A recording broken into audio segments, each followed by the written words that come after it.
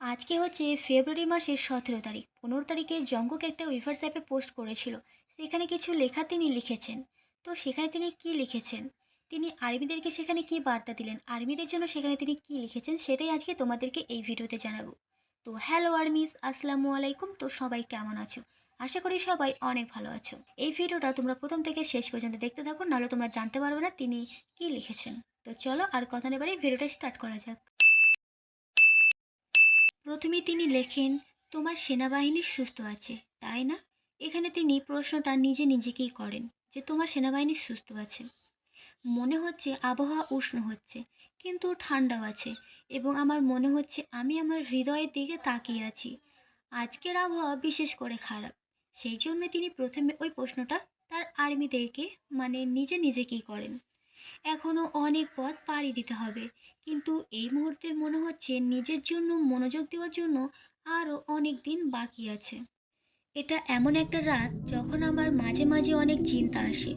আমি নিজেকে একটি ছবিতে আর্মিদের সাথে কল্পনা করি। তোমরা ভাবতে পারছো জংকুক তার আর্মিদেরকে কতটা মিস করছে?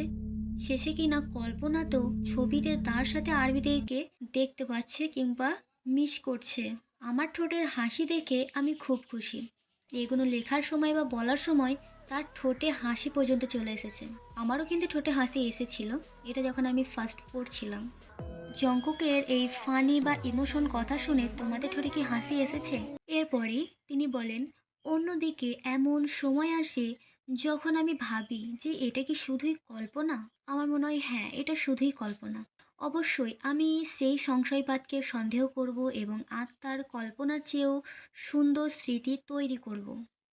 অবশ্যই আমাকে এটির ওপর কতটা পরিশ্রম করতে হবে, কতটা কাজ করতে হবে। আমি কখনো ভুলবো না যে তুমি সেই ব্যক্তি যিনি আর্মিদের কথা ভাবেন, এবং সেই কলম যিনি আমার গল্প লিখেছেন। আমরা আর্মিরাও কখনোই আপনাকে ভুলবো না, আপনাদেরকে ভুলবো না। অল বিটিএস মেম্বারকে আমরা কখনোই ভুলবো না, সারা জীবন আপনাদেরকে মনে রাখবো। তাই আমি জানি কি করতে হবে, যদিও আমি জানি আমি তাড়াহুড়ো করছি, এবং আমি এটির জন্য অধীর আগ্রহে অপেক্ষা করছি। আমার মনে হয় আমি যেহেতু কয়েক কোটি শব্দ লিখেছি, আমার মনে হয় না আমার ভাবনায় ডুবে থাকা উচিত। আমি শুধু, আমি আপনার কথা ভাবছি। আমি শুধু আপনাকে জিজ্ঞাসা করছি এটা জানতে। আমি আর কিছুই না। আমার লেখাগুলি পড়ার জন্য ধন্যবাদ। আমিও আজ আপনাকে মিস করছি। আপনার স্বাস্থ্যের যত্ন নিন বন্ধুরা। আমি আপনাকে ভালোবাসি। আমিও আপনাকে বা আপনাদেরকে অনেক ভালোবাসি। All BTS members love you. তো আর্মিস, ভিডিওটা তোমাদের কাছে কেমন লাগলো অবশ্যই কিন্তু তোমরা কমেন্ট বক্সে জানাবে। আর ভিডিওটাতে তোমরা অবশ্যই একটা লাইক দেবে।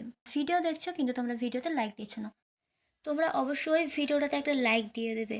ওকে, তো দেখা হচ্ছে পরবর্তী কোনো ভিডিওতে। ততক্ষণ ভালো থেকো, সুস্থ থেকো। আল্লাহ হাফেজ, টাটা।